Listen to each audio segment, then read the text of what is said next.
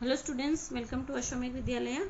Let us continue our chapter number 3, government.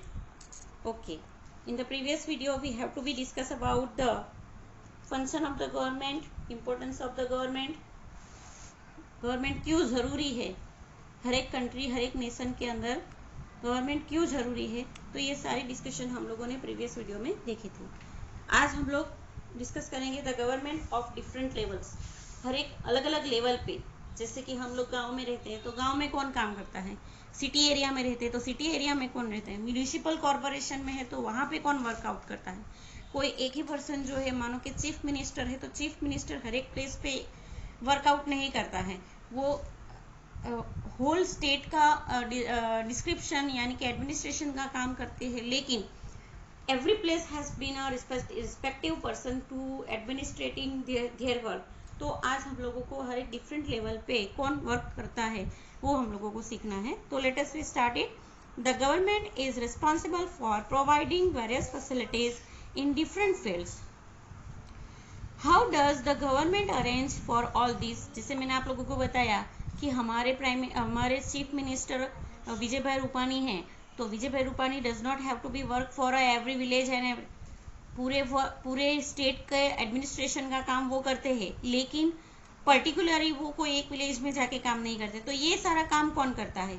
India is a vast country. If the administration was a centralise, many problems would arise and will cause a inconvenience to the citizen will be inconvenienced. आप लोग जैसे आपके class का ही देख लेते हैं हम लोग कि मानो कि आपके क्लास के अंदर बहुत सारे स्टूडेंट्स हैं। Okay, there is a 35 to 40 students are here. तो आप लोगों के बीच में एक अपॉइंटमेंट मॉनिटर जो है वो अपॉइंट किया जाता है टीचर्स के द्वारा, but monitor should be not conducted, not have to be workout for the every students, so he has to be appointed to the other students for to be help them. तो इसी तरह जो हमारा देश भी है, India should be vast country.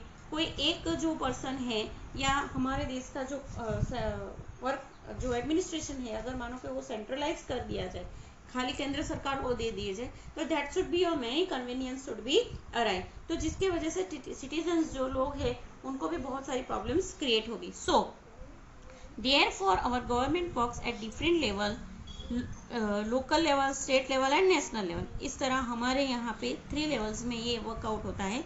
Local level government is concern with the affairs of village and cities. जो local level की गवर्नमेंट है वो विलेज और सिटी से रिलेटेड जो अफेयर्स है उसको देखने का काम जो है वो लोकल लेवल गवर्नमेंट करती है।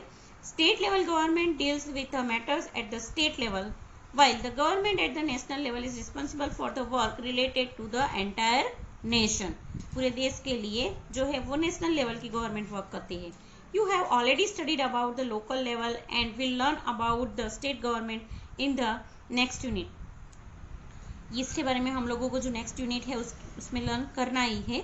इन the next class you will learn about the national government, central government. तो सेंट्रल गवर्नमेंट का लिए जो टॉपिक है वो नेक्स्ट क्लास में हम लोगों को स्टडी करना है, but we have to be in shortly we have to be understand that local government should be work for a city and village level.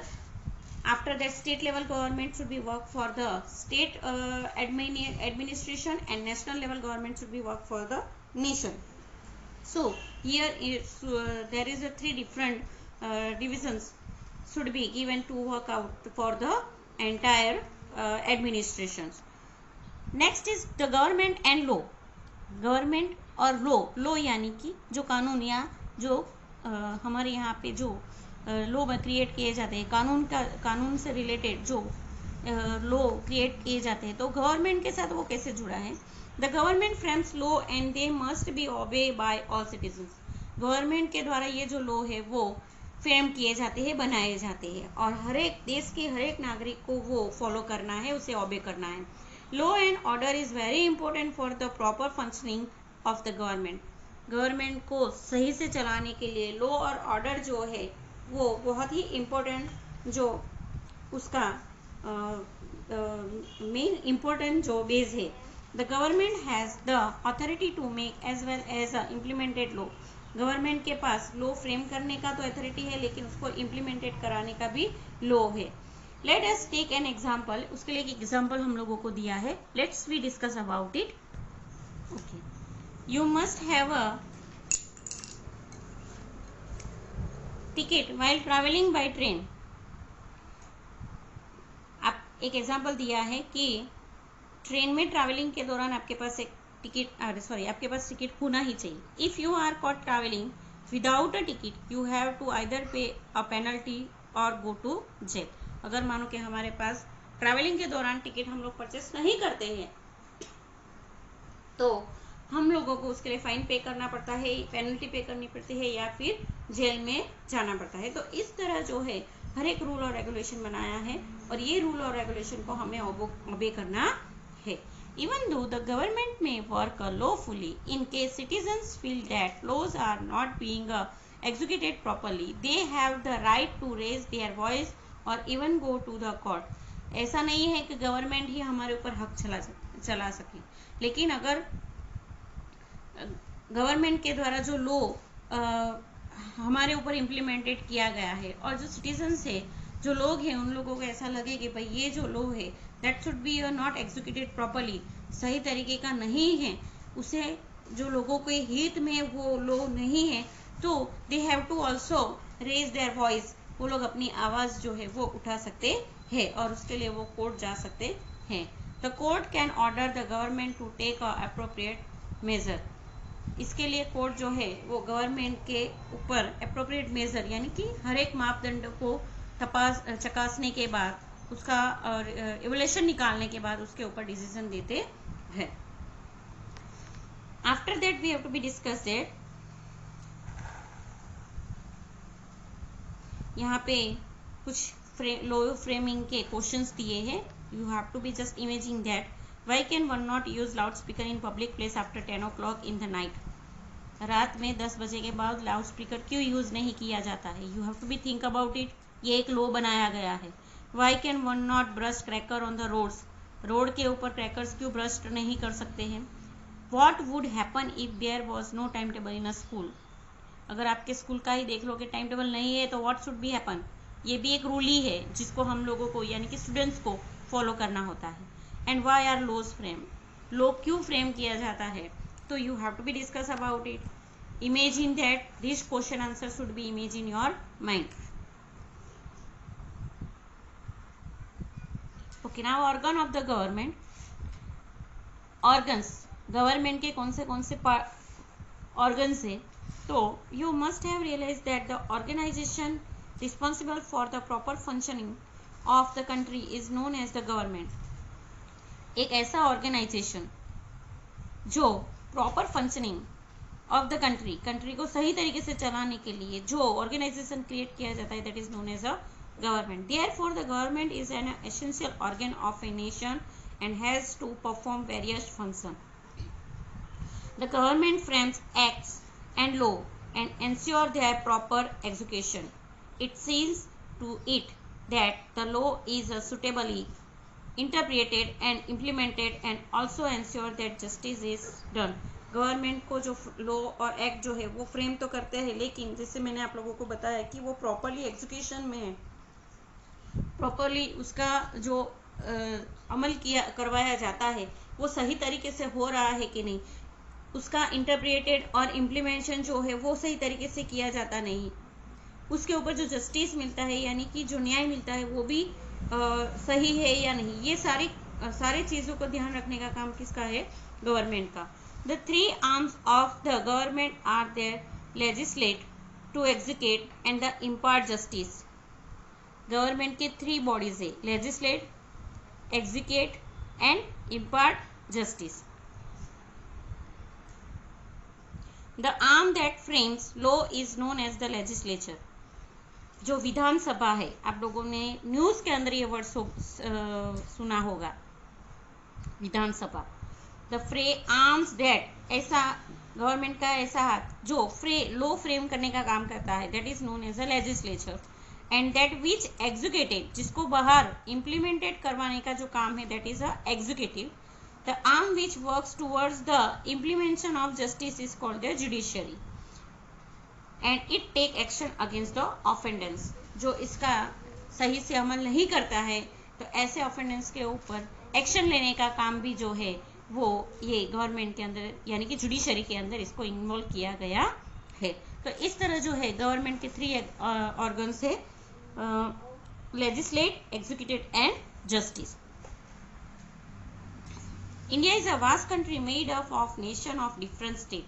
अलग अलग स्टेट से बनी एक वास्ट कंट्री है। The constitution has made India into a union of states for the smooth functioning of the administration.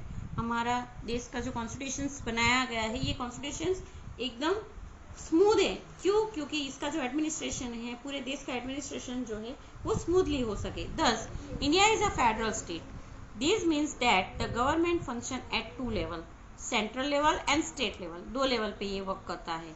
The government at the national level is called central और union government. जो national level पे जो काम कर रही है government, वो क्या, कौन सी गवर्नमेंट है? सेंट्रल और union government. It looks after the administration of the whole country. जो पूरे देश का यानी कि पूरे इंडिया को कंट्रोल करने का काम, एडमिनिस्ट्रेशन करने का काम करती है। The government at the state level is called state government. जो स्टेट को संभालने का काम करती है वो गवर्नमेंट कौन से, किससे से जानी जाएगी? स्टेट गवर्नमेंट से। We will study more about the organ of the state government here. The legislature body of an Indian state में हैव 1 or 2 हाउसेस। जो लेजिस्लेचर बॉडी है उसमें 2 हाउसेस है। The lower houses is known as a legislative assembly. इसमें 2 house है। Lower house जो है legislative assembly and upper house is known a legislative council. यहाँ पे लेजिस्लेटिव असेंबली और लेजिस्लेटिव काउंसिल जो वर्ड दिया गया है आप लोगों के लिए न्यू है, लेकिन in the next year you have to be studied more briefly about this word. Legislative assembly and legislative council जो है वो हर एक गवर्नमेंट, स्टेट गवर्नमेंट के अंदर बनाई गई जो एमएलए यानी कि मेयर्स की जो मेंबरशिप के हिसाब से जो कमिटी बनाई जाती है उसके लिए वर्ड यूज किया गया है। तो जिसके अंदर 2 हाउस है, lower house and upper house. The governor is also part of the state government. Governor जो है, हर एक स्टेट के अंदर एक गवर्नर है, तो ये गवर्नर भी जो स्टेट गवर्नमेंट का पार्ट है। The state of Gujarat has only the lower house. हमारे देश में अपर हाउस नहीं है। हमारे स्टेट के अंदर गुजरात में only lower house, legislative assembly. Most of the state do not have a legislative council. Mostly legislative council की जरूरत हर एक कंट्री को, हर एक नेशन के, हर एक स्टेट के अंदर लेजिस्लेटिव काउंसिल जो है ये जो है बनी नहीं है। Mostly they have to be frame a legislative assembly only. तो लेजिस्लेटिव असेंबली क्या है कि हर एक जैसे स्टेट के अंदर जो चुने गए प्रतिनिधि है उनके द्वारा जो कैबिनेट मंत्री यानी कि जो मंत्री प्राइम मिनिस्टर्स होते हैं उनकी जो कमिटी बनाई जाती है that is known as a legislative council, legislative assembly. तो लेजिस्लेटिव काउंसिल बॉडी जो है वो हमारे स्टेट में या फिर अलग मोस्टली स्टेट के अंदर ये बॉडी जो है वो वर्कआउट नहीं करती है। Here we have to given a chart of state government. State government के अंदर, स्टेट यानी गुजरात में पकड़ो, हाँ कोई भी एक स्टेट पकड़ लो, तो स्टेट गवर्नमेंट की हम लोगों को चार्ट दिया है जिसके अंदर में गवर्नर वर्क करता है। गवर्नर के अंदर में लेजिस्लेटिव बॉडी, एग्जीक्यूटिव बॉडी और जुडिशरी, जो 3 ऑर्गन्स हम लोगों ने आगे स्टडी किए। लेजिस्लेटिव बॉडी में लेजिस्लेटिव असेंबली और लेजिस्लेटिव काउंसिल, जैसे मैंने आप लोगों को बताया selected committee, ministers committee should be there in legislative assembly. Executive body में chief minister and council of ministers and judiciary में high court, district court and taluka court. तो इस तरह जो है स्टेट गवर्नमेंट के अंदर पूरी बॉडी जो है वो वर्कआउट करती है। Here we have to be discuss about the different type of the government importance, framing of the law, and every nation has been an why it should be necessary, what the rights should be there of government, and about their nation. Here we have to be also discuss that responsibility of the government. Thank you.